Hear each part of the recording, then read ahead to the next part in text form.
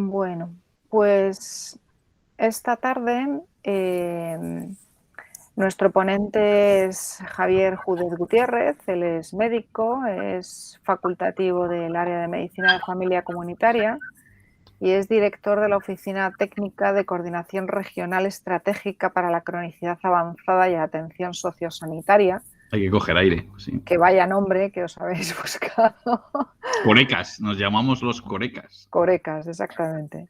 Del Servicio Murciano de Salud y con una amplia experiencia en temas de investigación y gestión de la investigación en bioética, en salud en general, y además también con un largo y muy florido y fructífero recorrido bioético, con una formación muy potente, pero que además ha dedicado especialmente su investigación a los temas de final de la vida y específicamente a lo que se dio en llamar la planificación anticipada de las decisiones sanitarias, ahora planificación compartida, es decir, todo lo que tiene que ver con el manejo de decisiones en el final de la vida. Es además vicepresidente de la Asociación de Bioética Fundamental y Clínica, con lo cual también cumple, digamos, allí un papel capital, entre otras cosas, siendo el presidente de la comisión científica de esta asociación y también siendo quien lidera tanto un grupo de trabajo sobre planificación anticipada como un grupo de trabajo sobre muerte médicamente asistida, que es precisamente de lo que nos va a hablar hoy. Hoy es verdad que el tema es un poquito peculiar, yo creo que tremendamente importante porque nos va a hablar de la ayuda médica a morir en los casos en los cuales se produce alguna situación de incapacidad, que como seguro que le explicará enseguida, es una situación peculiar, incluso peculiar desde el punto de vista de la comparativa entre legislaciones, ¿no? Así que nada, mil gracias Javier por haberte dejado embarcar en esta sesión. Y estamos deseando escucharte, así que gracias, todo tuyo. Nada, muchas gracias. Para mí es un placer, ¿no?, estar en un foro que considero que es un foro que nos permite la oportunidad de deliberar juntos, un foro con gente interesada, ¿no?, en profundizar en los aspectos de la bioética y de la deliberación, ¿no?, bueno, sobre aspectos concretos. Esta primera clarificación sí que es importante por fijar las expectativas, ¿no? Vamos a hablar en genérico de la eutanasia o del suicidio médicamente asistido o del modo como se está utilizando en la mayoría de las legislaciones actuales, ¿no?, en la evolución un poco de los debates en este tema, en esta temática, que es, de un modo u otro, la ayuda médica o la ayuda médica para morir, ¿no? Es un poco las expresiones que más se están teniendo, y en el debate de las expresiones, además de debates nominalistas, hay también cierto reflejo de la evolución de la deliberación social, ¿vale? Entonces, en todas las legislaciones que esto se ha acabado regulando, que no son tantas, pues lo cierto es que es algún tipo de expresión en ese sentido, quitando Países Bajos, bueno, también ahí se utiliza, y Bélgica se utiliza expresiones que no son solo, ¿no?, eutanasia, sino más bien esto, ¿no? Canadá es Medical Aid in Dying, los distintos estados de Australia también tiene que ver con esa fórmula y a veces con sus acrónimos, ¿no? El MAID, ¿no?, ese sería el Medical Aid in Dying, o las ayudas, diversa manera de denominar la ayuda médica para morir, pues tendría esa denominación. En concreto, el interés es que en España, en marzo, se aprobó una legislación y que entró en vigor en junio, cambiando el marco regulador, ¿no?, bajo esta denominación, aunque el nombre y el título de la regulación es Ley Orgánica, que es por la entidad que tiene respecto a algunos aspectos de derechos fundamentales de regulación de la eutanasia, luego no vuelve a definir eutanasia y siempre habla de una prestación que se llama de ayuda médica para morir. Entonces, este es un contexto que tenemos que tener presente. Por un lado, estamos hablando de esto, y lo que sucede en este contexto de regulación, cuando los países deciden regular lo que yo he llamado muchas veces las líneas rojas, es decir, aquellas cosas que de alguna manera quedan fuera del ámbito de lo que la sociedad acepta como como aceptable, valga la redundancia, como lo que reconoce como aceptable. Tradicionalmente eso se recoge pues, en el Código Penal, por decirlo de alguna manera. Cuando eso se modifica, eso es lo que me refiero cuando hablo de modificar las líneas rojas. La línea roja es algo que quedaría fuera del perímetro de la aceptación social, traducido al final o decantado normativamente en una regulación, ¿no? Y tradicionalmente la penal es la más definitoria de los lindes, ¿no? de los límites. Bueno, eso cuando lo modificas, pues es un cambio sustantivo en algunas cosas, ¿no? Que son pequeños ajustes, o puede ser un cambio importante, porque algo que venía estando prohibido, de alguna manera penalizado, como marcan los códigos penales, pasa a ser un derecho regulado con unas condiciones y con unas características, y por lo tanto en nuestra regulación en España una prestación a la que tienes derecho y que puedes solicitar cuando cumples una serie de características. Mi planteamiento era dar por hecho que ya se conocía el hecho de que existe esta regulación y sus características principales, pero si alguien, bueno, considera o tiene alguna duda sobre algún aspecto, pues, bueno, podemos dedicarle luego en el tiempo de debate alguna clarificación. Doy por hecho que, por tanto, estamos ante el debate que viene a cuento a partir del cambio de regulación de los límites, ¿no?, que la sociedad española establece.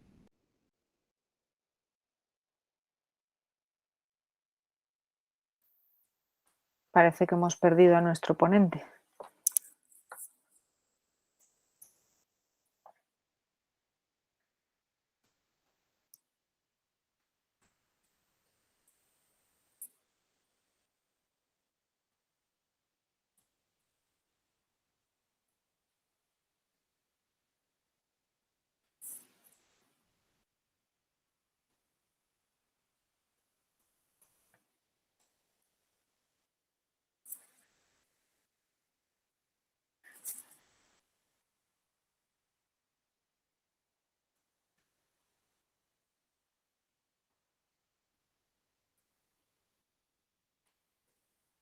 Bueno, me dice que se va a volver a conectar, así que no cunda el pánico.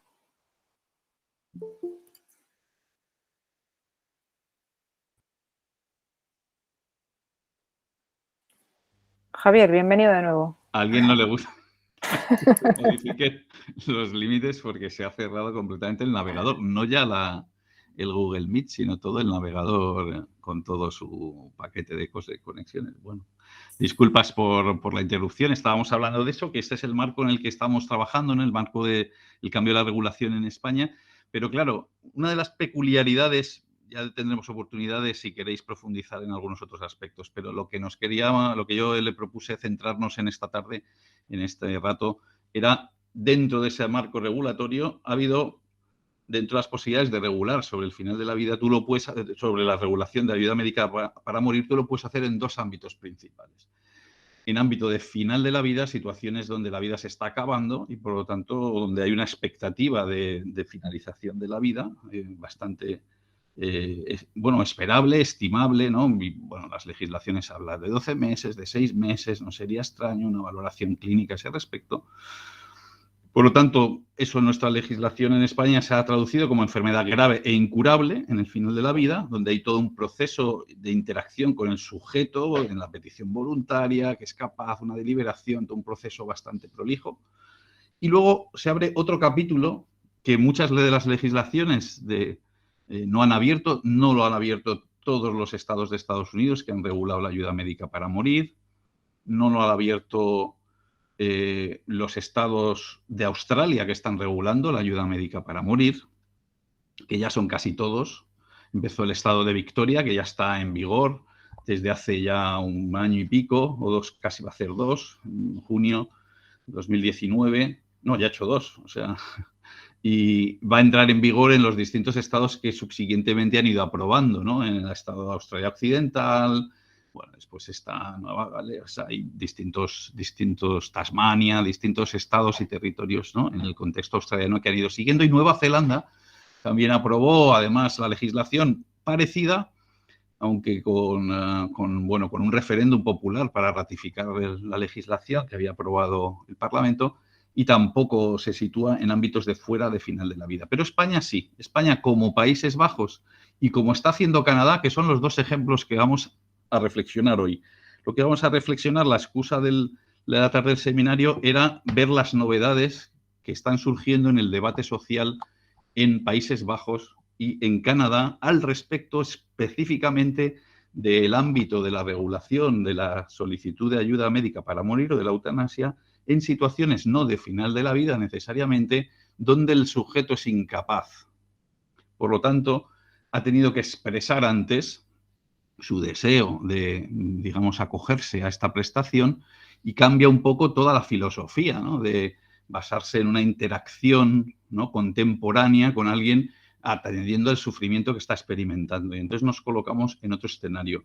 En la legislación española eso se llama padecimiento grave, crónico e imposibilitante. Puede llevar a una situación de incapacidad de hecho y entonces aquí es donde viene la figura de haberlo tenido que expresar. Bien. Para hacer esto, el legislador español se ha basado en referentes, como digo, de Países Bajos y de Canadá, que precisamente en los últimos, durante la pandemia, han estado, además de sufriéndola como todos, han estado haciendo o completando una evolución en sus desarrollos legislativos que venía gestándose o venía desarrollándose desde hacía unos cuantos años, ¿no? Y tan recientemente como el 8 de diciembre unos y pues por ahí, en esta misma mes, ¿no?, finales de noviembre otros, pues han sacado nuevos documentos o criterios para la valoración ética de cómo gestionar las solicitudes de ayuda médica para morir en las situaciones, por decirlo en plata, en las demencias. Y cómo gestionar las solicitudes previas. Bueno, una regulación que en el caso de España, pues es un poquito de trazo grueso. Es decir, se han abierto estos dos vías principales, pero se les aplica prácticamente un procedimiento parecido o un procedimiento modificado del procedimiento regio, pero sin, digamos, sin especificidad o sin salvaguardas propias de la vía, digamos, de escenarios no de final de la vida que de escenarios de final de la vida.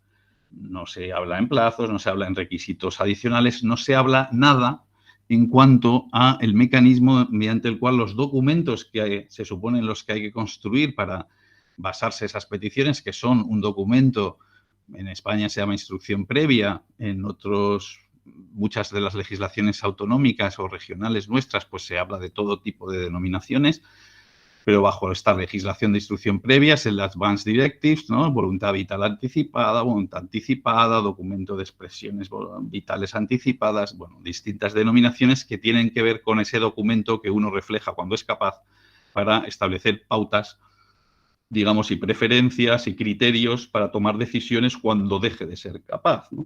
Y como eso es una visión pues muy contractualista, todos lo que ha mencionado Lidia, que llevamos hablando, esas denominaciones, pues llevamos años diciendo, desde mediados de los 90, que ya han pasado algún tiempo, y en concreto, pues más intensamente, pues afinando, ¿no?, en la última década y media, que los documentos son instrumentos que hay que situar en el contexto de relación clínica, longitudinal, y que eso pasa por establecer espacios comunicativos, relacionales, deliberativos con las personas cuando tienen una enfermedad, especialmente cuando esa enfermedad es una enfermedad que va a acompañar a lo largo del resto de su vida, porque es una enfermedad crónica que no tiene una curación esperable y, por lo tanto, va a ir comprometiendo más o menos las características de su vida y, eventualmente, si se sobrevive, pues va a llegar a una edad avanzada pues con más o menos reservas funcionales y más o menos posibilidades pues de gestionar la dependencia o las funcionalidad respecto al desempeño de tu propia vida.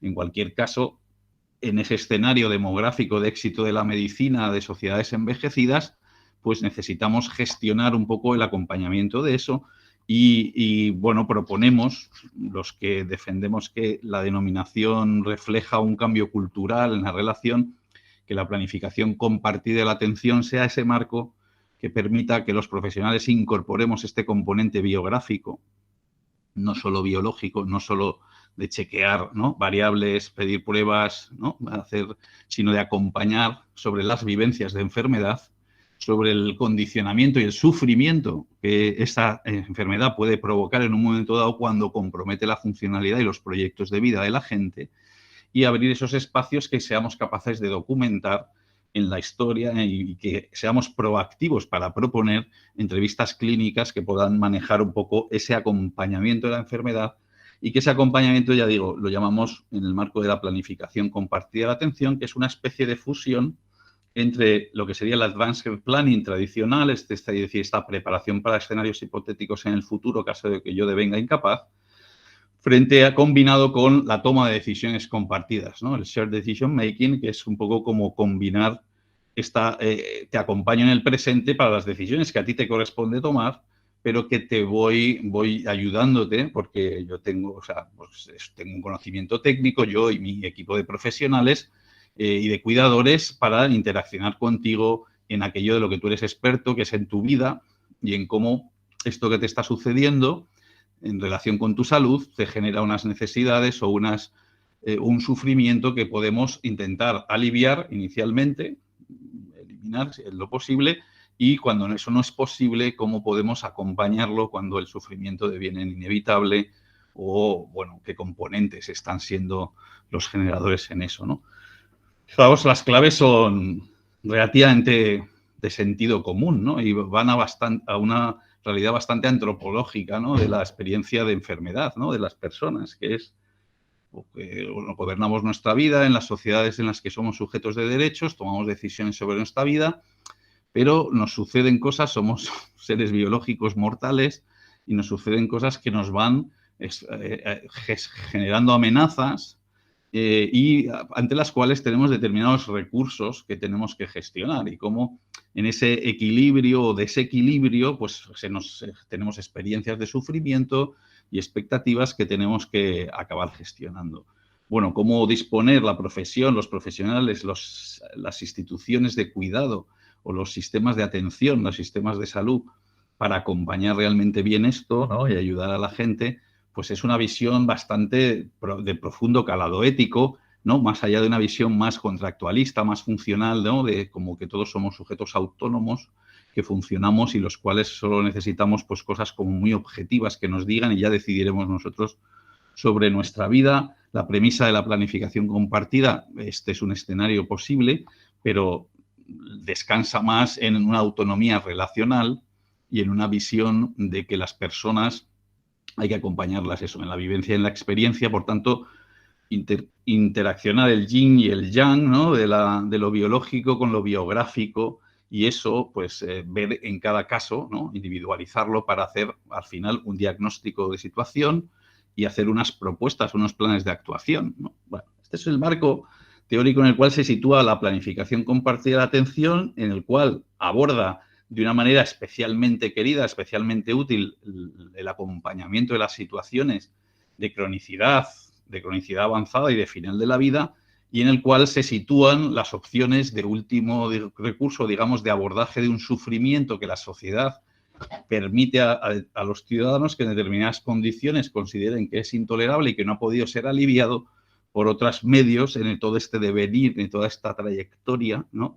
Acompañada de enfermedad y de sufrimiento, más o menos aliviado, pues como en un momento dado puede haber opciones de, bueno, pues que el sujeto pueda ejercer para, diga, hasta aquí he llegado, este sufrimiento es intolerable, reúne una serie de requisitos como para que la sociedad tampoco se sienta teniendo vías de agua para gestionar la protección de colectivos vulnerables, por lo tanto tenga cierta posibilidad de equilibrar mi realidad, mis derechos, con las salvaguardas que en una regulación social van más allá de los casos individuales, para también proteger los vulnerables, obligaciones que tenemos también las sociedades, ¿no? Y que, por tanto, el mensaje no sea equivocado, ¿no? Que alguien en una condición, dos personas en la misma condición, digamos, o con una experiencia semejante de enfermedad, puedan tomar decisiones distintas sin que una de las opciones se sienta como la que tiene que tomar todo el mundo, ¿no? Ni quitarse en medio, ni tampoco permanecer, digamos, ¿no? Como agarrado a una realidad que a lo mejor no resulta sufriente y que no se desea y que no tiene y que hay unas enfermedades que no se pueden gestionar, ¿no? Bueno, este es el contexto típico de final de la vida, donde lo que situamos es la planificación compartida como una herramienta principal, y ahora, en estas pinceladas, nos situamos en, vale, la regulación española y algunas regulaciones internacionales han abierto el escenario de los capítulos, esto que es típicamente una interacción de sujetos que llevan el gobierno de su vida, que es lo que somos en nuestras sociedades, sujetos de derecho, cómo se prolonga cuando no tenemos, cuando, como sabemos, la enfermedad en muchas ocasiones nos deja pues con en esas etapas avanzadas o en esas situaciones críticas sin capacidad de decidir, y cómo se prolongan nuestros deseos, nuestras preferencias, nuestros valores, nuestra autonomía en esos escenarios, ¿no? Y cómo hacerlo cuando una sociedad decide establecer ese balance a través del cambio de las líneas rojas, ¿no? Y cómo proteger, salvaguardar frente a promover pues o dejar o permitir, digamos, con algunos requisitos cuando utilizar la ayuda médica para morir en personas incapaces. Ya estamos en ese escenario de incapacidad de hecho, y si el escenario de regular los equilibrios, ¿no?, en sujetos capaces, pues es más o menos problemático, hasta el punto que no hay tantas sociedades que hayan dado ese paso, y exige tentarse la ropa, hacer una necesidad de salvaguarda, un proceso legislativo, un proceso de implementación y un proceso de evaluación y de seguimiento de estas normas que sean cabales, ¿no?, y que requiere ciertas obligaciones para la sociedad. Cuando abrimos el escenario de incapacidad, nos encontramos en un terreno todavía más complejo, ¿no?, más grises. Estamos en el terreno que es complejo para que quienes llevan décadas gestionando esto desde el punto de vista legislativo. Es decir, para Países Bajos estamos ante los casos difíciles, ¿no? Estamos ante los casos que siguen produciendo debate social, a los casos que empiezan a generar algunos de los pocos ejemplos de casos judicializados, ¿no? Judicializados me refiero a aplicaciones de la ayuda médica para morir en la cual al profesional se le revisa, digamos, se le revisa el proceso. Solo ha habido un caso tras la publicación de la regulación de la eutanasia en 2002 en Países Bajos.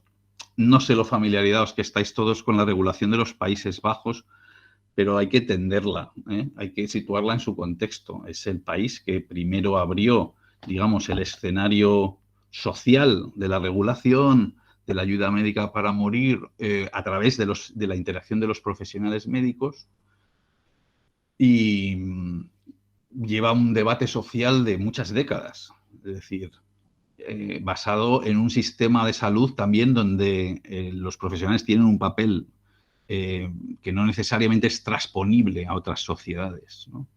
Sí, donde el papel de los médicos de primaria es un papel crucial, o sea, raíz. Son de alguna manera puertas de acceso al resto del sistema, son profesionales que tienen en sus cupos a personas que conocen de hace muchos años. Del trabajo en domicilio en los equipos se hace de una manera bastante dilatada, y una sociedad que siempre ha tenido unos debates pues más liberales en cuestiones, digamos, de algunos temas sociales. Todos conocemos el de la marihuana, la prostitución, o el uso de, digamos, no sé, las actividades sexuales, y la eutanasia era otro de los clásicos, hasta el punto que, si veis en el Ministerio de Asuntos Exteriores o la información que da Holanda en sus embajadas, pues uno de los aspectos que traduce, ¿no?, para informar un poco, y tiene, bueno, pues información a este respecto de la eutanasia pues en diversos idiomas, no solo en inglés y en neerlandés, sino, bueno, en alemán, en francés, en español, en diversos años, ¿no? Bueno, entonces es un sistema que se modula en su momento con una serie de criterios donde los profesionales médicos establecen unas pautas de cuáles son los criterios para abordar. Es decir, en Países Bajos, como en España, como en la mayoría de los sitios, sigue existiendo en el Código Penal un delito de ayuda a morir. Y lo que está es, digamos, durante muchos años existía unos criterios clínico-éticos propuestos por los colectivos profesionales tras unos procesos de deliberación, digamos, del profesionalismo, ¿no? Y con unos ciertos consensos que establecieron una serie de criterios y casos judiciales que se fueron produciendo en distintas regiones, estados, niveles judiciales. Estoy hablando de 60, 70 casos judiciales, ¿no? Donde esos criterios que venían derivados de alguna manera o decantados por el profesionalismo, por la deontología, si queréis, por las reflexiones éticas que habían hecho los médicos en el contexto de una sociedad pues, que estaba abierta a una demanda social, ¿no?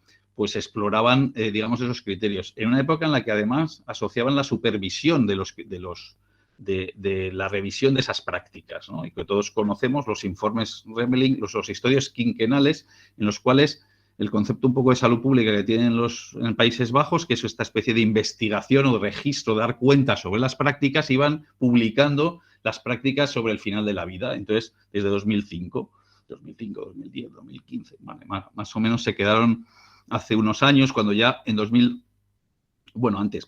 se habían iniciado un poco antes de la regulación y la regulación ya es del 2002, ¿no?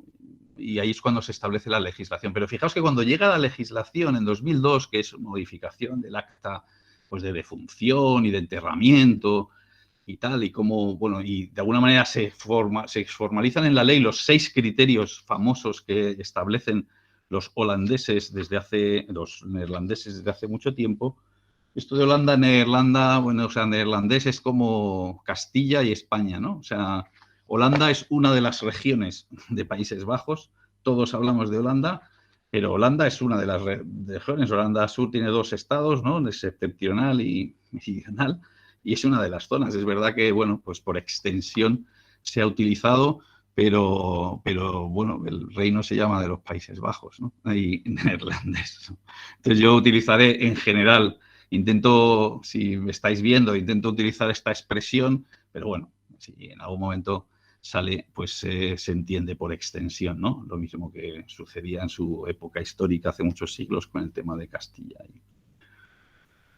Bueno, entonces, ya digo, Países Bajos tiene esta regulación en un momento dado, se traduce en ley y, por tanto, fijaos, como 20, 30 años de regulación social antes de ponerlo en ley y como 20 y tantos años de ley, ¿no? Bueno, pues el debate contemporáneo que mantienen y que provoca el primer caso judicializado tras tener toda esta regulación, incluye una serie de comités éticos regionales que supervisan los casos a posteriori. Entonces, pues el médico reporta en función de esta, ahora ya de ley, antes era pues por notificación a la fiscalía y la fiscalía valora, ahora ya se reporta un sistema que incorpora unos comités que revisan y esos comités establecen si se cumplen los criterios y adelante. Y en general el 90 y muchos por ciento de los casos que se reportan pues cumplen los requisitos establecidos por esta dinámica, ya digo, bastante asentada de cuáles son los requisitos que debe contemplar la eutanasia y en qué condiciones, ¿no? Esos 6 requisitos, ¿no? Bueno, el caso es que uno de los casos judicializados llegó a ser un criterio en los cuales se planteaba al profesional que no había cumplido los criterios debidos y que, por tanto, pues llegó a una sanción disciplinar o a un, digamos, momento disciplinar más allá de los comités de revisión y llegó también a una sanción posterior a la disciplinar, que es ya, bueno, semejante a la penal de alguna manera, que podría ser la que habíamos establecido. Ese caso era un caso de demencia avanzado, en el cual la decisión se basaba en un documento. Por lo tanto, como veis, los casos más complicados y más, digamos, más críticos, ¿no? En ese sentido. Os voy a recordar rápidamente, por si no lo tenéis a mano, ¿no? Los 6 criterios que son de due care, ¿no? Para los neerlandeses, ¿no? Los criterios de cuidado debido que toda eutanasia en la regulación debía cumplir. Son criterios en los cuales el médico, que juega el papel fundamental de la evaluación de las circunstancias en ese momento, tiene como 2 componentes, unos subjetivos y otros objetivos, más o menos. Se ha convencido de que la solicitud del paciente es voluntaria y bien considerada. Esto se basa en que hay unas peticiones que se firman con un periodo de tiempo. se ha convencido, el profesional está convencido de que el paciente está sufriendo de manera insoportable, intolerable. Este es el unbearable suffering, en la versión, digamos, inglesa, ¿no?, de la expresión neerlandesa que no os voy a reproducir. Y ha informado al paciente sobre la situación en la que se encuentra y sobre sus perspectivas, es decir, el paciente está informado. Ha habido una interacción a raíz de esto que se expresa o que se solicita. A partir de un sufrimiento intolerable, se produce una interacción que el profesional gestiona con el afectado, ¿no?, sobre las circunstancias, ¿no?, las perspectivas de esa situación, tras la cual llega a la conclusión con el paciente de que no hay alternativa razonable para la situación en la que se encuentra, se exploran las alternativas y se concluye, el médico concluye con el paciente que no hay solución alternativa, ha consultado al menos con otro profesional, un médico independiente, que a la vista del caso y de la solicitud concurre con este médico, que se cumplen los requisitos y realiza la prestación con los criterios de atención debida, es decir, conforme a unos estándares en los protocolos, un poco en todo el proceso, ¿no?, de exploración de la solicitud, como en la administración finalmente de la prestación. Bueno, estos 6 criterios crearon polémica, o sea, crearon crisis en el criterio de comprobar con el paciente que no existe alternativas y ratificar, ¿no?, de la situación en la que se encuentra. Porque si bien estaba implícito en la legislación, no estaba excluido que podría darse mediante peticiones, y había formularios para hacerlo, peticiones anticipadas. El problema es, pues, el que tienen los formularios, ¿no?, el que tienen los documentos que hablan de escenarios hipotéticos, que pueden ser expresiones pues tan genéricas como: en caso de tener demencia, quiero que se me aplique la ley orgánica si cumplo los requisitos. Bien, esto es una manera. O puedo decir, puede ser el resultado de un proceso, efectivamente, donde cuando me han diagnosticado una enfermedad, ¿no?, se produce todo un conjunto de interacción, ¿no? Bueno, este es el contexto de Holanda. Se produce un caso judicializado y ese caso judicializado llega al Supremo, y el Supremo establece un caso en el que se sanciona a la profesional, porque en el caso en concreto era una persona que había establecido en un documento anticipado que si se encontraba que no quería una residencia y que se encontraba con una demencia, pues no quería que le practicasen la eutanasia. Y cuando la persona está ingresada en una residencia, el familiar activa y dice: oye, hay un documento en este sentido, y se empieza a explorar el asunto. Pues la exploración encuentra una persona que está viviendo más o menos en su realidad de demencia, y que, bueno, pues cuando le dicen: oye, tenías esta solicitud, ¿te acuerdas y tal? Pues no me acuerdo. Pero ¿sabes en qué consiste? Sí. ¿Y te interesaría? O sea, ¿lo mantienes? No.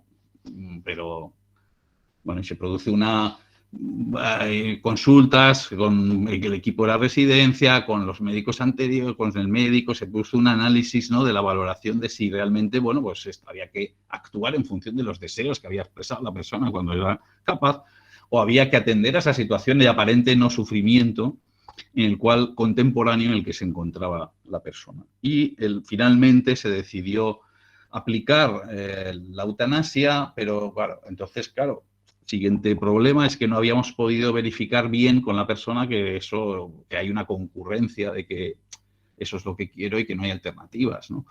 Pero además, como la persona es consciente, pues, ¿qué hago con una persona con demencia? La tengo que sedar. Y si la sedo contra su voluntad en ese momento, o sea, porque lo que quiero es cumplir su voluntad anterior, ¿no? Entonces la sedo. Entonces, bueno, se le dio una bebida, esa bebida pues la dejó un poco sedada, entonces él empezó a coger la vía para aplicarle un poco, administrarle la medicación. Ella se espabiló en ese momento, quiso rechazar, arrancarse la vía, se la sujetó y finalmente, pues bueno, pues de alguna manera se completó el proceso, pero bueno, se describió de manera candorosa o profesional esto que había sucedido y todos los criterios que se habían utilizado para llegar a esa decisión. Y finalmente esto, en los procesos de supervisión, fue cuestionado por los comités de revisión, fue cuestionado con la instancia, digamos, fiscalizadora de las prácticas profesionales, y llegó a la vía, digamos, judicial per se, y fue considerado que se habían incumplido uno de los criterios, que es este ¿no?, de que se concurre con el paciente, ¿no?, de que esta es la situación, ¿no? Se confirma, ¿no? Por lo tanto, se ha incumplido uno de los criterios debidos de due care, por lo tanto, pues debía ser objeto de sanción de algún modo. Llega al Supremo y el Supremo dice que, bueno, que no necesariamente hace falta interpretar los criterios de cuidado debido en el caso de las demencias avanzadas, puesto que efectivamente, pues si es una persona no capaz, pues puede no ser la mejor defensora de esos intereses en ese contexto y establece una relajación, en cierto sentido, de lo que venía siendo uno de los 6 pilares fundantes de las prácticas de eutanasia en una sociedad como la de Países Bajos, que lleva, ya digo, 5 décadas, ¿no? Más o menos, y 2 de ellas largas, pues con una regulación, ¿no? A partir de ese cambio, que es reciente, del año pasado, pues se produjo la necesidad de ajustar lo que llaman el Código de Eutanasia, que es un código que establecen los comités de revisión de ética, y modificaron el código para adaptarlo a estos escenarios de demencia avanzada.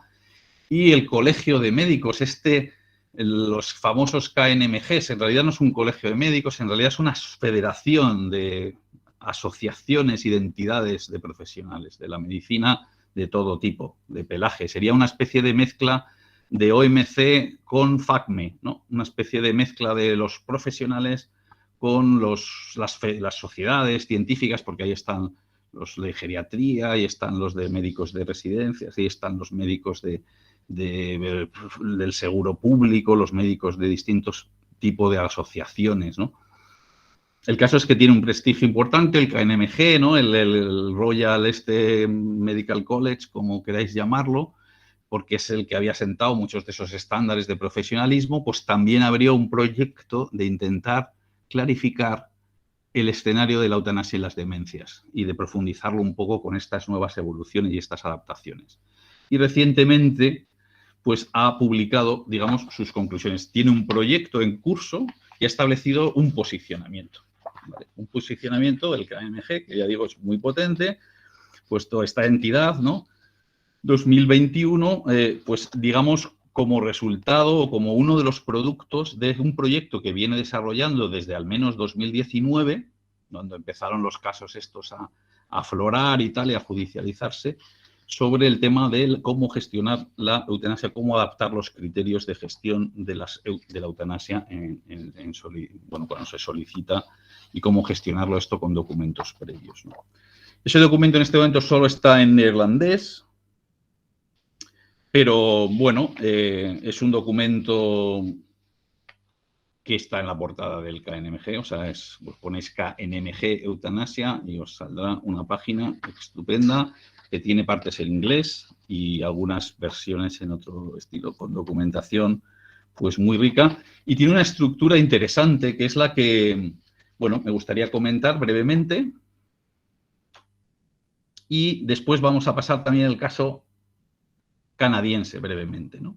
O sea, por un lado tenemos Países Bajos, ¿vale? Con todo este contexto social, con estos criterios muy acrisolados, que sin embargo, con el tema de las demencias, donde desde el punto de vista numérico no venían siendo muy impactantes.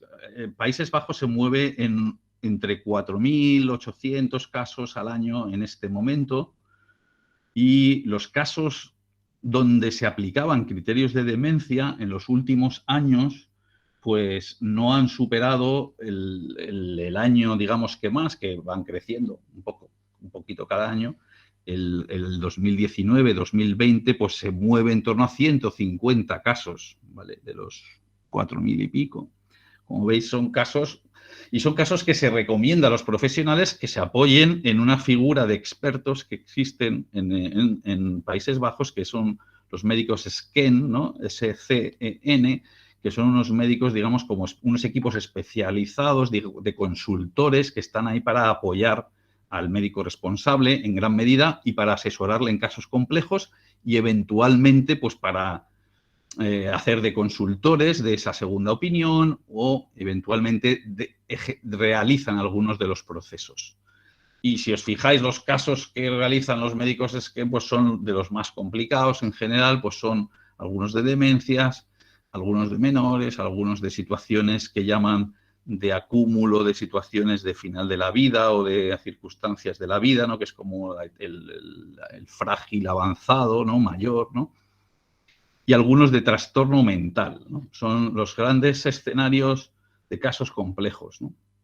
Aquí nos estamos centrando solo en el de incapacidad, en concreto con el de las demencias, por esta peculiaridad que tiene respecto a otros de esta segura imposibilidad o limitación de interaccionar con el sujeto en ese momento, un sujeto capaz, porque es un tipo de patología que va a provocar un trastorno neurodegenerativo y, por lo tanto, donde la trayectoria esperable y para la que hay que prepararse y para la que hay que tomar decisiones es una de pérdida de capacidad. Y esa es un poco la peculiaridad. Bueno, de esos casos, y ya vemos que no son muchos, estos casos complicados de demencia, lo interesante es ver que estos casos, existen dos grandes grupos en Países Bajos, que son la mayoría de ellos, de estos 150, 160, 100, ¿vale? La mayoría de ellos son casos de demencia temprana o leve. Es decir, es una eutanasia anticipada, si queréis. O sea, es la solicitud de una eutanasia ante un sufrimiento que anticipo por un diagnóstico de demencia que estoy empezando a experimentar en las primeras fases, ¿no? Es la eutanasia que se ha venido a llamar de las 12 menos cuarto, suponiendo que a las 12 la calabaza cambia y lo que yo ya no puedo en la calabaza es mi capacidad de tomar decisiones y a las 12 la voy a perder, ya me acerco a esa expectativa o estoy en esa avenida, ¿no? Y entonces tomo la decisión un poco antes mientras puedo tomarla e interaccionar, ¿no?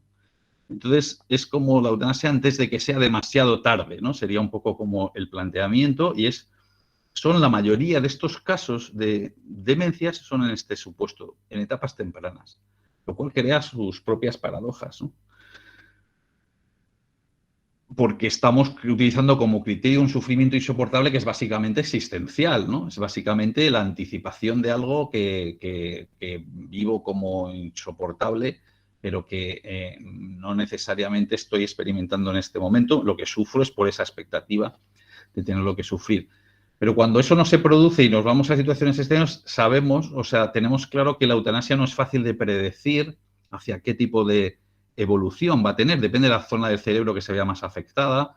Vamos a tener un tipo de afectación de la memoria, pero vamos a tener un tipo de afectación, sobre todo los que producen más angustia, el comportamiento o de la agresividad o de las posibilidades. Aunque es verdad que, y esto se produce durante gran parte de sus etapas de desarrollo, si bien al final, es decir, en su etapa terminal todos confluyen, o sea, cualquier proceso por una vía o por otra, con más sufrimiento, con más alteración del comportamiento o de, digamos, o más de manejo difícil o más apacible o más, digamos, vida en el presente tranquilo, al final confluyen en las etapas avanzadas a un encamamiento, la pérdida del habla, la incapacidad, la pérdida de la alimentación y la incapacidad de la pérdida de la deambulación, la pérdida de las capacidades de gestión de las actividades de la vida cotidiana y, por lo tanto, del cuidado de uno mismo. Eso venía sucediendo ya en etapas previas, pero de alguna manera en la etapa final, el GDS-7, que todos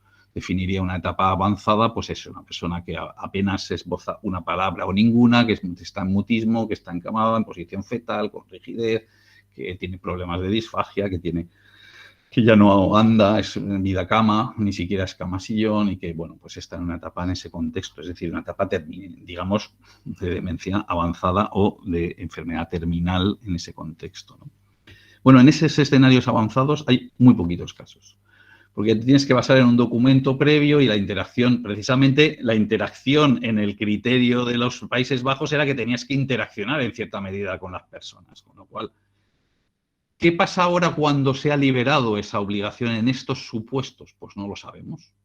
No sabemos qué va a pasar desde el punto de vista de cómo va a evolucionar las prácticas, de si lo que era marginal, porque había o ningún caso, había un puñado que se cuentan con estas manos, ¿no?, al año, pues se va a convertir en un escenario un poquito mayor. En todo caso, lo que sí se ha producido es en este contexto ese reposicionamiento de los colectivos que quieren dar pautas a los profesionales. Oiga, los profesionales que venían armados o con unas herramientas hasta ahora, ¿qué hacemos ahora ante estos escenarios enormemente complejos? Y ese es el documento del KNMG, un documento que, si bien está hablando de estos escenarios tan específicos, no pierde ocasión de situar en un contexto los distintos apartados de continuo de atención, ¿no? Decisiones sobre el final de la vida, el papel del médico en el final de la vida, pues y entonces va trufando y remitiendo a documentos que ya están elaborados y a guías de práctica clínica,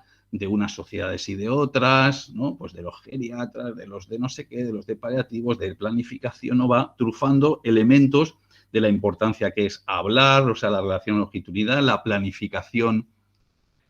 Hay una versión, digamos, de planificación anticipada y, si queréis, incluso de una planificación compartida. Ellos, en una definición de términos, hablan de planificación proactiva. Bueno, pues en ese contexto de la atención y cómo hay esbozan un capítulo sobre cuidados paliativos, la sedación paliativa, el manejo de los síntomas, el rechazo de tratamiento, el no iniciar o detener un tratamiento médicamente inútil, las declaraciones de eventualmente, pues eso, de todo el componente de la uso de las instrucciones previas y el manejo de esos documentos en una planificación, ¿no? En ese contexto. Bueno, antes de pasar al modelo canadiense o de ver cuál es el caso canadiense, sí que comentar que, claro, aquí nos damos cuenta que en este contexto de continua atención, lo primero es que hay un continuo de atención. Continua atención que mantiene el mismo compromiso de los profesionales, que es en el acompañamiento y en el abordaje del sufrimiento de sus pacientes.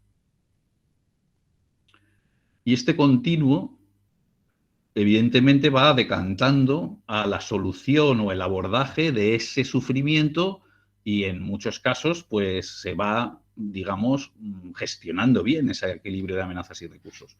Pero hay casos en los que eso no va a ser así, ¿vale? Y esos son los casos que, de alguna manera, vienen en solicitud. Bien entendido que cuando se expresa el deseo de adelantar la muerte, no siempre se traduce en una solicitud, sino que es en una identificación de un sufrimiento que hay que explorar y que hay que intentar resolver.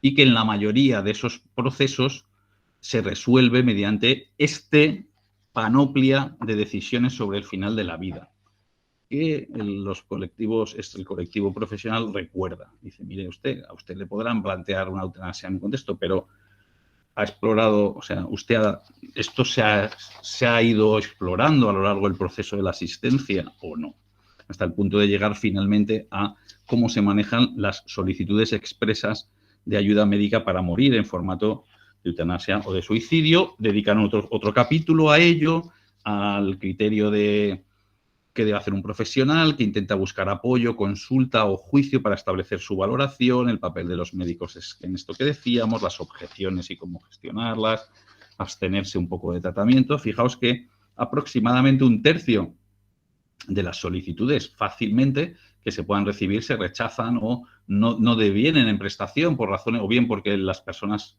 fallecen antes, o bien porque rechazan retiran la petición, o bien, y los números van a ser variables respecto a eso, pero un porcentaje, digamos, que va a estar en dobles dígitos habitualmente, no muy altos, pero en dobles dígitos habitualmente, de personas que, a pesar de haber hecho el proceso, luego, pues, en un momento, en alguna parte del proceso, lo retiran, o bien porque lo iniciaron, pero luego, pues, bueno, bastaba con una limitación de tratamiento, o con una sedación, o lo que sea, ¿no? O bien se les ha rechazado por no cumplir los requisitos, ¿no? Veremos brevemente, no sé si vamos a tener tiempo, pero en los datos de Canadá, que esto, en otro informe que mencionaremos, pues se ha mantenido más o menos estos 3 bloques. Bueno, pues después de documentar todo eso, abren el capítulo en los dos primeros, ¿no? Decisiones sobre el final de la vida. Segundo, en la gestión de la eutanasia y suicidio asistido. Tercero, vamos a hablar de la eutanasia y las demencias, ¿no? Y sitúan un poco, bueno, recuerdan los 6 criterios y tal, y ya llegan al tercer capítulo, que es el de la eutanasia y demencia, en el cual lo que hablan es de estos escenarios de la complejidad que tienen, de la necesidad de agotar en el continuo de atención, de abordar en las etapas iniciales, en lo posible, pues bueno, caracterizar bien, ¿no? Un poco los deseos, las preferencias, porque se está produciendo un poco esto, cómo documentarlo, ¿no? Y bueno, pues esta especie de criterios para manejar tanto en la etapa temprana como en la etapa intermedia, como sobre todo en la etapa avanzada, mediante documentos que estén un poquito detallados, que se puedan interpretar. Vamos a pasar a los canadienses, pero vamos a concluir diciendo que en Países Bajos ninguna solicitud de eutanasia, como en ningún sitio, pero en ninguna solicitud de eutanasia automáticamente genera una prestación de eutanasia. El papel del profesional sanitario y del equipo, de la reflexión que se produce ahí, clínica, ética, de derechos y tal, y la interacción con los afectados es absolutamente troncal, digamos, a la experiencia. Y es, como son realidades prudenciales en el manejo de estas cosas, donde se producen zonas grises que hay que clarificar y algunas pues que llevan a judicialización. Lo que hace el documento este es intentar revisar los 6 criterios y aplicarlos a los escenarios de eutanasia y demencias, en los cuales la conclusión, un resumen muy rápido sería decir que no basta con decir en un papel yo lo que quiero es la eutanasia cuando tenga una demencia, ¿no? Sino que necesitas establecer algunos mimbres un poquito más para poder utilizarlos a la hora de, bueno, de asumir que según en qué etapa estemos, sobre todo en las demencias avanzadas, no vamos a poder interaccionar con la persona. Bien, antes de pasar brevemente al modelo canadiense, que va a ser un poco más fácil, si queréis, porque ya hemos hecho gran parte del trabajo, del itinerario, sí decir que el debate sobre el sustrato ético de fondo, ¿no? Ya no sobre la bondad de regular la ayuda médica a morir, no, sino el sustrato ético de fondo sobre si los valores que yo proyecto de mi autonomía sobre el futuro deben ser los que guíen mi vida en ese futuro que vivo como un sujeto no autónomo. Este es un debate que filosóficamente ha producido pues perplejidad y sigue produciendo debates sin cuento, ¿vale?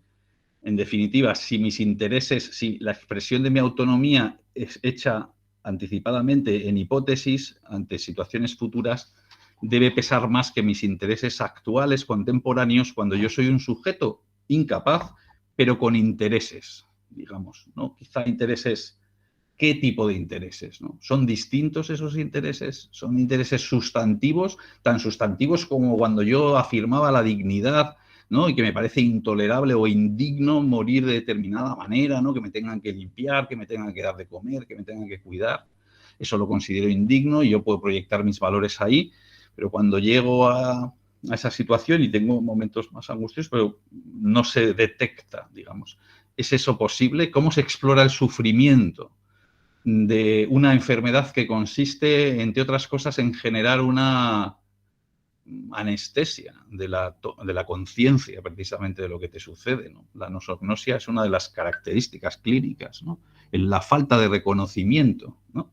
de lo que me sucede. ¿Cómo entonces medimos el sufrimiento respecto a lo que decíamos que nos iba a hacer sufrir o respecto a manifestaciones que somos capaces de objetivar en este momento con esas personas que interaccionamos? Porque las vemos que hacen muecas, que se quejan, que se ven que les duele, que rechazan, ¿no? ¿Qué hacen? ¿No? ¿Cómo medimos el sufrimiento? O lo contrario, vemos una persona que pasa sus días en un presente continuo, que la das de comer, que la haces cariños, que cantas, que a lo mejor hace tal, reconoce cosas. Y, digamos, pues van sucediéndose sus días, ¿no? Con un cierto declive que eventualmente pues, provoca determinadas circunstancias. ¿Cómo podemos, entonces, establecer criterios cuando estamos en esa situación? Y si debe primar, ¿no? Bueno, más allá del debate filosófico, se ha llevado a varias posturas y a debates clásicos en la filosofía que han tenido posiciones caracterizadas pues por figuras pues muy reconocidas, ¿no? Pues Dworkin era uno de los representantes un poco que lo que importante eran los criterios sustantivos, ¿no? Y Parfit, estamos hablando de los 80 y de los 90, ¿no? O sea, debates. Parfit era un poco el que situaba un poco en otro contexto. Y después otros, ¿no? Otros biojurídicos como Rebecca Dresser ha insistido bastante en este tema, o como Jaworska, ¿no? A finales en la transición al siglo XX, ¿no? XXI, perdón, pues ha abordado un poco esos temas. Bueno. Autonomía, capacidad, toma de decisiones en la demencia, cómo se puede gestionar, ¿no? ¿Qué valor tiene lo que he establecido por anticipado? Este debate de fondo va a estar en el sustrato en ese punto, ¿no? Y vamos a pasar brevemente a ver cuál es la novedad en el contexto canadiense porque tenemos otro documento fresquito en este caso, de un comité, digamos, selectivo o específico de la temática, ¿no? Que es un comité de la Asamblea Nacional del Estado de Quebec. Canadá es una federación de estados que tiene una carta de cuidados, o sea, una constitución que lo que hace es unir, digamos, unos cuantos estados. Es una federación, por lo tanto, es una constitución un poquito distinta a otras al uso, ¿no? Donde de alguna manera regulan una constitución. En cierta medida no es como Reino Unido, pero bueno, tiene algunas semejanzas en cómo, digamos, articula el federalismo con el que funciona. Tiene un nivel federal y tiene un nivel estatal. Y algunos territorios que tienen un nivel un poquito menor de autonomía. Esto le pasa también a otros estados de la Commonwealth, como en Australia pasa algo parecido, ¿no? Hay estados, hay federal y también hay territorios con un poquito menos de autonomía en ese sentido. Bueno, Canadá, el estado de Quebec ha sido un estado que, además de sus peculiaridades con el nacionalismo, la reivindicación de independencia y tal, tiene algunas peculiaridades. También es francófono, a diferencia de otros, o de predominio francófono, aunque es bilingüe, digamos, y la prueba que es bilingüe es que el documento, o de que es francófono, es que el documento del comité, que salió el 8 de diciembre, pues durante los primeros días solo estaba en francés. Ya está en inglés, ¿no? Es decir, es una realidad bilingüe, ha tardado un poquito más, pero bueno, es decir, es una realidad. Y Quebec se ha caracterizado por ser una de las puntas de lanza en la reivindicación de explorar los temas de final de la vida. Pero Canadá tenía una regulación en la cual el Constitucional había declarado como no posible habilitar el espacio de la ayuda médica para morir durante muchas décadas, ¿no? El caso de Jesús Rodríguez, un caso mediados de los 90 que estableció, digamos, como el patrón de, mire, usted no reivindiquen, ¿no?, el derecho a esto porque, bueno, está bien que no se le juega. Hasta que se produjo una sentencia, o sea, una especie de situación de activismo judicializado, si queréis, porque lo que se llevó son resoluciones de los tribunales que provocan el cambio de la legislación. Por tanto, cuando los tribunales, a partir de demandas de particulares o de casos que se judicializan y que dicen, oiga, es injusto que me estén excluyendo, ¿no?, de la ayuda a morir, por lo que sea, ¿no?, o que no exista esto regulado porque eso es discriminatorio, y se basan en argumentos constitucionales o de su Charter of Rights and Freedoms, ¿no?, pues entonces, y el Constitucional, digamos, o el Supremo, o sea, este órgano establece eso, pues remite a los parlamentos o al Parlamento y al Ejecutivo la necesidad de cambiarlo. Bueno, esto es lo que sucedió con la regulación del MAID, del Medical Aid in Dying de Canadá, en la década de 2014, o sea, 2015, hace como 5 o 6 años, ¿no?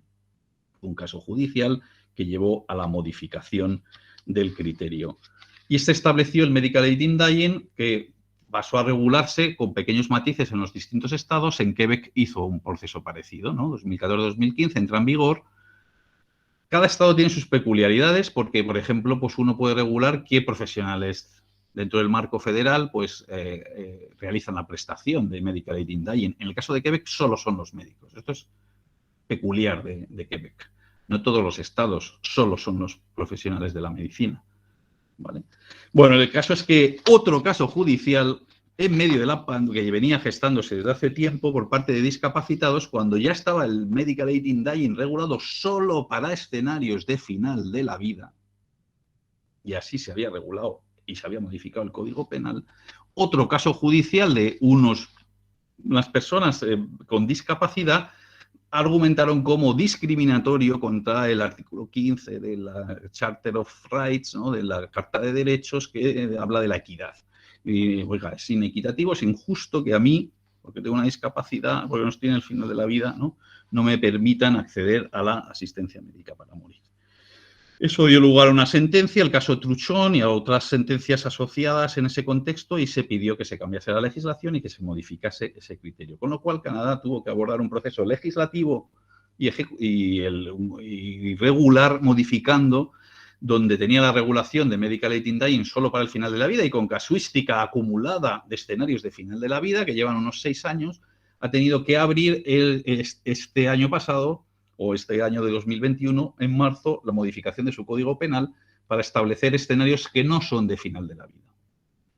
Y como esto se ha ido gestando durante una serie de años y con la COVID ha tenido algunas prórrogas y algunos retrasos, pues ha habido trabajos paralelos de distintas academias, asociaciones, sobre la exploración de cómo extender esta ayuda médica para morir. ¿A dónde la ampliamos? La ampliamos a escenarios de incapacidad y la ampliamos a escenarios de trastorno mental. ¿La ampliamos a escenarios de menores? No. Entonces, Canadá está en este momento, tras estos procesos de cambio, ha abierto esta vía de la incapacidad tras un ictus, tras un proceso neurodegenerativo, un Alzheimer, tras un trastorno mental en cierto sentido, y está ahí estudiando el tema del trastorno mental, que se ha dado una especie de embargo, ha pospuesto la decisión y por lo tanto hoy por hoy no se puede hacer solicitudes donde solo te bases en situaciones de salud mental, tienes que concurrir con otros requisitos, por tanto, de padecimiento, de irreversibilidad, de estar en el final de la vida o de algún escenario, digamos, de ese estilo, pero solo con diagnóstico de salud mental no se ha regulado, se ha excluido expresamente hasta la revisión de esa exclusión en 2023. Y Quebec ha hecho algo asociado a partir de la regulación federal, lógicamente ha hecho su Asamblea Nacional, su Parlamento, digamos, federal, pues, estatal, ha hecho las regulaciones de sus comités y sus modificaciones al respecto y acaban de publicar uno de ellos, de estos comités, que tenía que ver con un proceso que han hecho participativo con la sociedad y con distintas instancias de consultas, foros, digamos, de debate, expertos, encuestas online y tal. Han establecido este comité de parlamentarios de Quebec, acaban de publicar un documento que se llama el Informe del Comité Selecto, ¿no? En la evolución de la ley de la atención al final de la vida, que es la ley en el estado de Quebec regula el final de la vida. Es decir, la ley regula todo el espectro de escenarios de final de la vida, cosa que no ha hecho el legislador español. Se ha quedado en el cajón toda la parte que viene antes de las solicitudes de derecho de ayuda médica para morir y lo ha dejado pues a la regulación de las 10 autonomías que tienen legislación al respecto y de las leyes de bases, ¿no? Como la Ley de Autonomía del 2002, pero no ha completado, digamos, el árbol, no ha revisitado la regulación presentándole al ciudadano un cuadro en el que se pueda ver claramente que hay un continuo de atención en el cual la regulación de la ayuda médica para morir forma parte de opciones de último recurso. Ese cuadro, lo que presentas a nivel social es que tienes esa opción y ese cuadro es fácil entender que se puede interpretar como que si yo sufro y la gente me debe ayudar a que no sufra, pues esa es la vía para evitar el sufrimiento. No es difícil entender que se pueda producir, que cueste un poquito más social y profesionalmente gestionar la gestión del sufrimiento con una solicitud, digamos, cuando el continuo de atención está invisibilizado en cierto sentido, aunque sea elemental para los profesionales que hay un continuo, ¿no? Y sea también una experiencia de los pacientes y de los familiares que efectivamente hay un continuo, ¿no? Pero al establecer la norma y, digamos, no visibilizarlo bien, ¿no? Pues ahí se produce. Bueno, vemos que en Canadá eso no es problema. Ahí está visibilizado bien. Si nos vamos a Australia, lo mismo. Las regulaciones del Estado de Victoria forman parte de unos trabajos de unas comisiones parlamentarias donde lo que promueven es la mejora de la atención al final de la vida.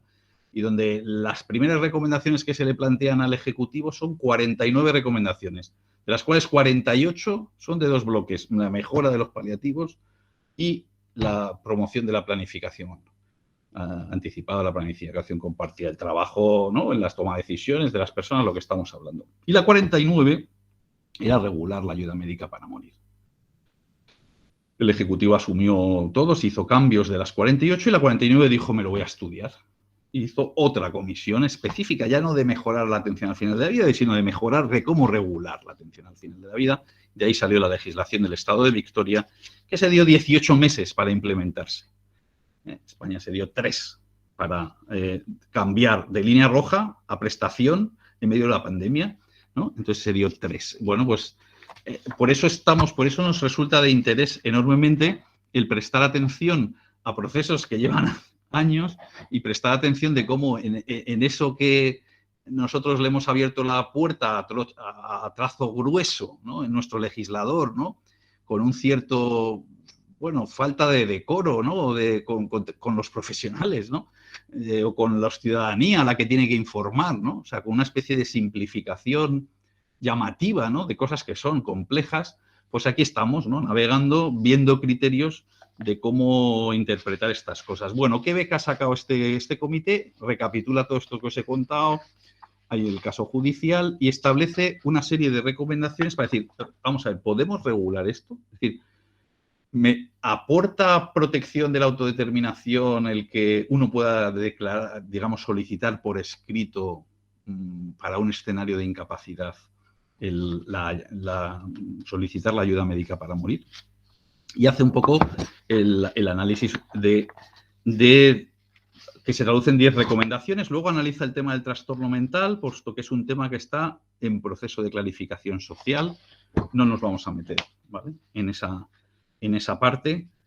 Sí nos vamos te voy a terminar con las recomendaciones, con el proceso, un poco las preguntas que intenta resolver, ¿no? Y las conclusiones, algunas conclusiones que nos podemos llevar, ¿no? Para las buenas prácticas, puesto que el legislador nos ha soltado, digamos, el galgo y los criterios van a ser de buenas prácticas porque la ley no da ninguna pauta más, ¿vale? Que ahí están las instrucciones, se habrá documentado y a correr, pues tenemos que ver un poco estos elementos, ¿no? ¿Vale? Hemos visto con la experiencia de Países Bajos que efectivamente hay criterios que podía uno utilizar y cómo los pone a prueba en los escenarios de demencia y cómo gestionarlo. Las conclusiones son muy parecidas, es decir, al final la conclusión viene a ser que no hay ningún documento, ninguna solicitud por escrito que automáticamente deba traducirse en la ejecución de una prestación. Que esa realidad se debe valorar.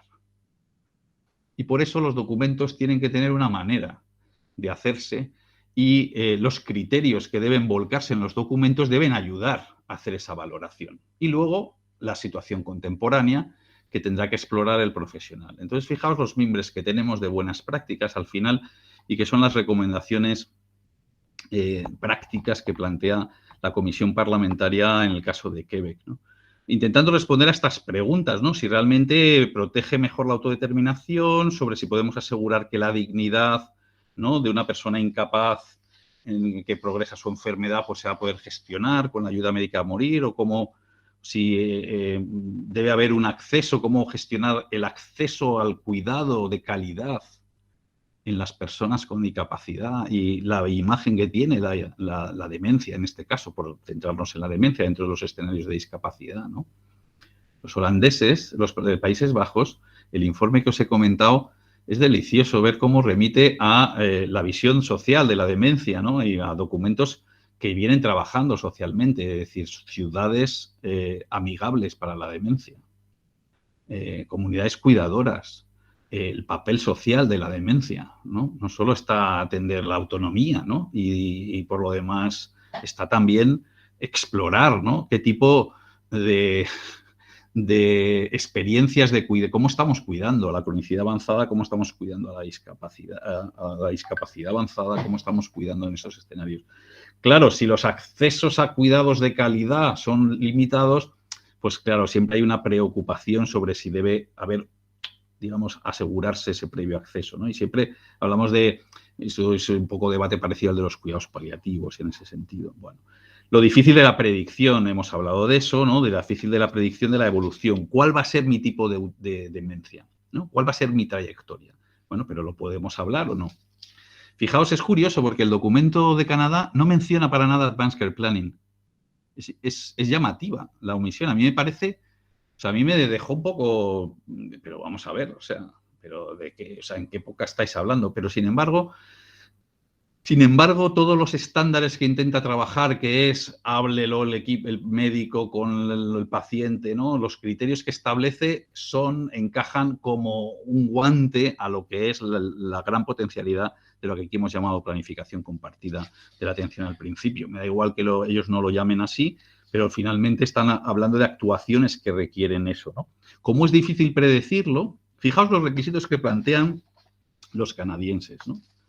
Los canadienses de Quebec dicen que se debe regular, que se puede hacer una prestación de ayuda para morir solicitada mediante documentos por anticipado, pero que eso lo tiene que hacer una persona.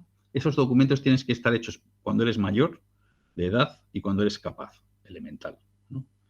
Pero el requisito clave, que es fruto del análisis que hacen, es que ese documento, para que sea válida esta solicitud, lo primero es que es una solicitud distinta a las instrucciones previas habituales, ¿vale? Están las instrucciones previas o las Advanced Directives que utilizan y está la solicitud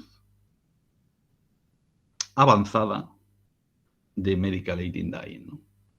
Son dos registros que están relacionados pero que son un poco distintos por la trascendencia que tiene, ¿no? Dice, hágase un documento específico y hagas un documento que se registre aparte, con requisitos muy parecidos a los de las instrucciones previas, pero Quebec plantea que se regulen de manera aparte.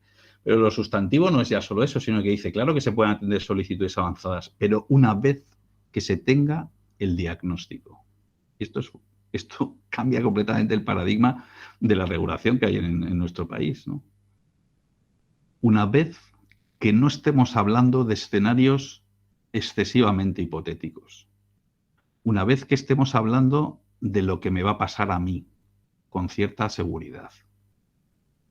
¿Y qué pasa? No sé exactamente qué me va a pasar. Entonces, ¿qué tipo de cosas tengo que hablar? Tengo que hablar de aquellos marcadores o aquellas situaciones que hacen que para mí sea efectivamente intolerable proyectar un sufrimiento sobre eso que me han diagnosticado y que pueda dar. Es decir, que cuando se tiene que producir un diagnóstico de demencia. Fijaos si nuestros diagnósticos de demencia son tempranos o no, son más bien tardíos. Entre otras cosas porque no sabemos gestionar bien socialmente este tipo de información. Yo he hecho investigación intentando ver procesos de planificación en demencia inicial y con una unidad de demencia que tenía las mejores herramientas para identificar a esos pacientes y no es fácil llegar a tiempo, ¿vale? Y sin embargo, pues esto es un criterio ético bastante relevante. Oye, no, tenemos que hablarlo con el sujeto en las 12 menos cuarto, ¿no? Tenemos que hablar un poco antes, ¿no?, de esto, para plantear el escenario, ¿vale? Y tenemos que hablarlo sobre qué elementos son importantes para esa persona, por qué resulta eso relevante. Por lo tanto, la recomendación primera, como hemos dicho, es esa. Se puede solicitar por escrito asegurándose que es una petición libre y asegurándose que es una petición que la persona ha comprendido el diagnóstico que tiene, las alternativas que tiene, la previsible evolución, incluyendo las dudas sobre la evolución. ¿Cómo gestionamos la incertidumbre sobre la evolución? Hablemoslo. Hablemos sobre que vas a algo que no sabemos exactamente. Entonces, danos pistas para ver cómo vamos a poder gestionar eso. Si tú eres de las demencias felices, ¿qué hacemos? ¿O no quieres llegar a ese escenario, ¿no? Quieres anticipar, ¿no? Fijaos, la petición avanzada no puede ser, debe ser firmada, debe ser con registro notarial, debe reconocer esos marcadores, debe registrarse, tener consecuencias para los seguros, debes designar un representante, pero un representante que no es para activar nada, es simplemente para que sea es el que efectivamente señale, ¿no? No para que lo solicite por ti, que eso no se da en ningún escenario, sino para que lo identifique, ¿no? Y debe participar el equipo de atención, ¿no? Esto es muy interesante. Ellos plantean que el médico tiene que clarificar para confirmar el sufrimiento y debe producirse un sufrimiento contemporáneo. El debate del comité sobre las alternativas respecto a eso dice, bueno, tiene que haber la solicitud voluntaria, pero esa solicitud tiene que verificarse en un sufrimiento que se siga produciendo. Y ese sufrimiento tiene que evaluarse por el profesional teniendo en cuenta a los seres queridos, a su equipo, al conjunto de personas que han atendido a esa persona y a la interacción, digamos, que se puede hacer con esa persona, ¿vale? Esos serían un poco los mimbres. Y luego, a partir de ahí, establece, claro, antes de administrar la prestación, por tanto, uno llega a la convicción, y fijaos cómo resuena esto al planteamiento de Países Bajos, ¿no? El profesional llega a la convicción, ¿no?, de que se están siguiendo los criterios, de que es una persona asegurada, que tiene un sufrimiento, una enfermedad incurable y seria, que está en un avanzado estado de deterioro irreversible en sus capacidades y de que experimenta un constante sufrimiento físico o psíquico, ¿no?, incluido un sufrimiento existencial que no puede aliviar y que resulta intolerable, ¿no? ¿Vale? Esto lo habla con el equipo y una segunda opinión, ¿no? Es decir, con una segunda opinión. Estos son los criterios principales, el marco de gestión de buenas prácticas que plantean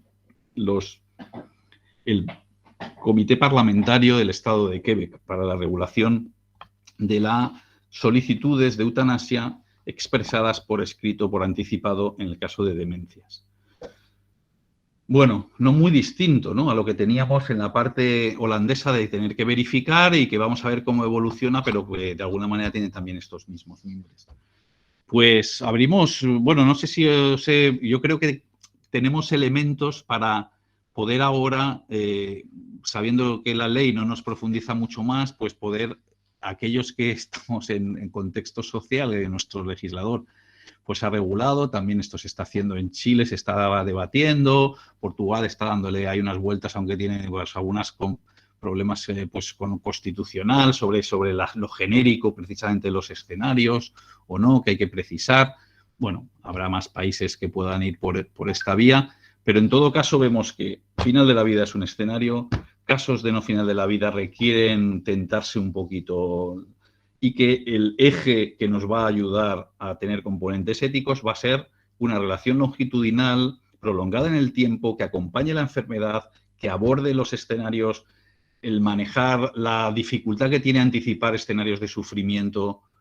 Esto una y otra vez tenemos ejemplos psicológicos de cómo cuando tenemos una limitación a la que teníamos mucho miedo, luego tenemos ciertas capacidades de afrontamiento, cómo lo hacemos, pero cómo efectivamente eso que es una realidad psicológica y de afrontamiento que hay que modular con las personas, también es verdad que en las demencias hablamos de la afectación de un órgano del cuerpo que cuando entra en fracaso funcional, pues lo que acaba provocando efectivamente es una dependencia asegurada y una situación terminal con unas condiciones que podemos ver, pues si tenemos capacidad de gestionar en el continuo de atención, modulando que no produzca un sufrimiento, gestionando decisiones. Por supuesto, hay muchas decisiones antes que la eutanasia, por ejemplo, gestionar la nutrición, las sondas, ¿no?, la alimentación artificial, que es un tema estrella, ¿no?, de las demencias avanzadas y que recientemente ha salido un posicionamiento de la Sociedad Española de Endocrinología y Nutrición junto con, bueno, pues con este mismo planteamiento de planificación compartida y de que la propuesta en las demencias avanzadas no es la alimentación enteral, sino la alimentación de confort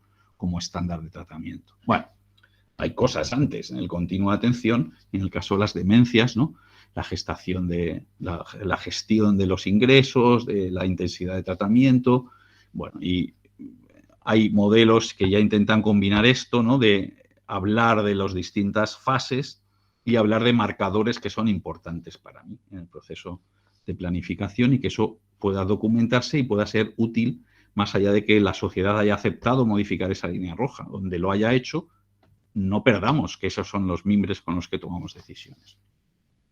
Pues me he comido más tiempo, pero es difícil hablar de estos documentos y de esta panorámica, ¿no? Pero bueno, tenemos por lo menos, yo qué sé, ¿cuánto es? Hasta media hora, ¿no? Por lo menos. Tenemos media horita. Muchas gracias, Javier. Ahora podemos